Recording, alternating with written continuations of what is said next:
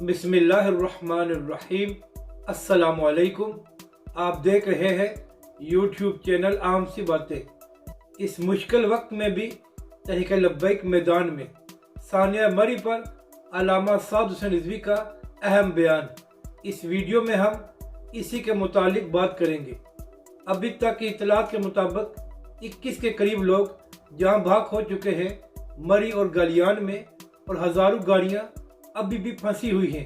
पाक फौज की इमदादी कार्रवाइयाँ जारी हैं, जबकि दूसरी जानब हुकूमत की नाअहली खुलकर सामने आ गई है। इसी हवाले से तहरीक लब्बैक भी हमेशा की तरह इस मुश्किल वक्त में एक बार फिर मैदान में है और उसके कारकुन इमदादी कार्रवाइयों में अपना हिस्सा डाल रहे हैं। और तहरीक लब्बैक के नायब अमीर पीर सैयद ज़हीरुल हसन शाह साहब खुद मरी पहुंच चुके हैं और वो इमदादी कार्रवाइयों की निगरानी कर रहे हैं।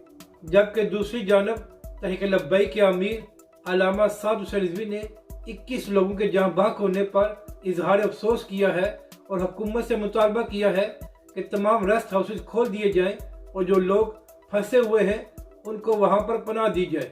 अल्लामा साद हुसैन रिजवी ने हुकूमत की नाअहली और नाकस इंतजामात पर भी शदीद तनकीद की है। अपनी राय का ज़रूर इजहार करें कि आपको ये वीडियो कैसी लगी, और हमारे इस चैनल को भी सब्सक्राइब करें।